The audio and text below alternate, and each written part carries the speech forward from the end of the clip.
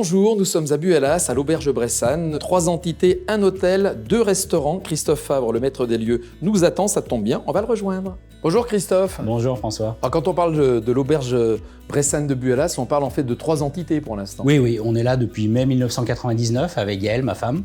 On a repris l'auberge au départ et puis quelques années plus tard, on a fait des travaux. Ça fait maintenant donc 8 ans qu'on a un hôtel 3 étoiles avec 13 chambres. Et puis le restaurant gastronomique L'Intimiste qui a été créé en plus de l'auberge qui existait déjà avant. 15-18 couverts maximum. On est plus sur une carte, je vais dire un peu éphémère. On est sur 10-15 jours de carte. On travaille vraiment au plus près du produit. Je fais tout de A à Z. Vous travaillez les produits de l'Ain essentiellement, Oui. de la région en général. Oui, moi j'y tiens particulièrement. Donc sur l'Intimiste, on travaille beaucoup avec la crème d'étré, sur l'auberge aussi.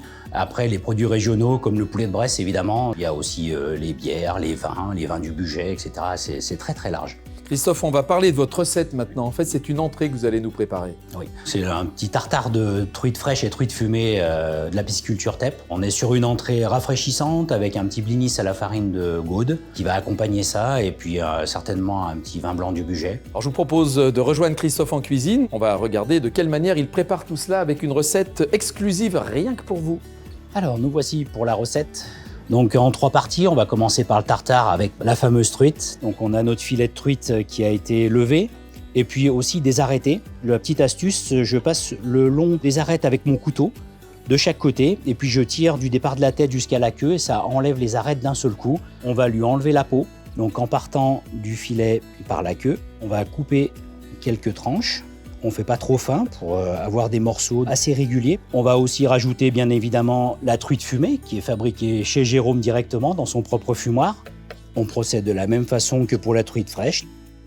Voilà, notre base de tartare est prête. On ajoute notre mélange haché, cap, cornichons, échalotes. Et puis on va rajouter l'huile d'olive.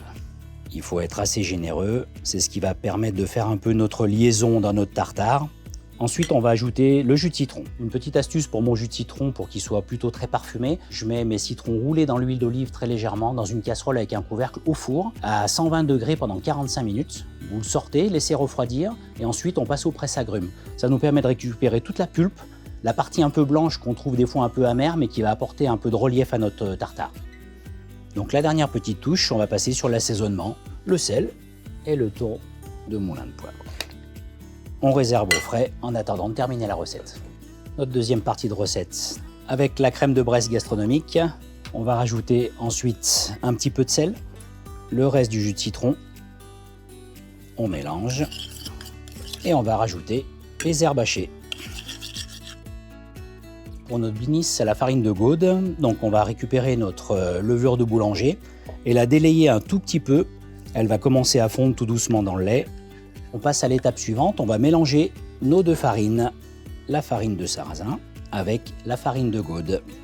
Donc là, on va mettre le sel dans les 2 farines. Avant de mettre la levure, on va ajouter un jaune d'œuf. On va rajouter le lait au fur et à mesure. Il faut bien prendre toute la farine délicatement. On va terminer avec le lait et la levure qu'on a mélangé au départ. On a un appareil à crêpes qui est plutôt assez épais. On va le laisser une demi-heure, 3/4 d'heure au réfrigérateur. Donc là, on va monter notre blanc d'œuf en neige, donc un petit peu de sel, et on va commencer à battre au fouet. On va garder une texture plutôt assez mousseuse pour pouvoir faire notre mélange le plus homogène possible dans notre appareil qui aura reposé. Et on va incorporer notre blanc d'œuf monté.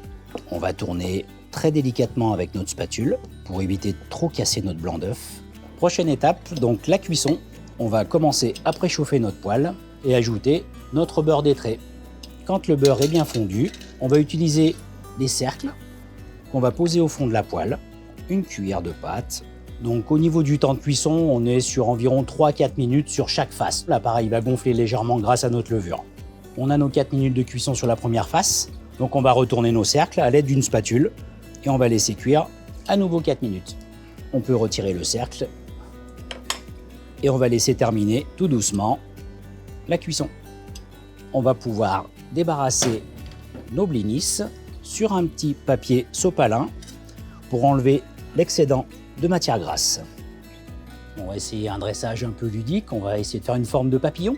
Donc on va commencer par les ailes avec la truite fumée, ensuite le corps, avec notre tartare de truites fraîches et truites fumées, notre crème épaisse aux herbes fraîches, la petite antenne pour rappeler notre papillon, la branche d'aneth, et on pose le blinis à la farine de Gaude, et l'assiette est terminée.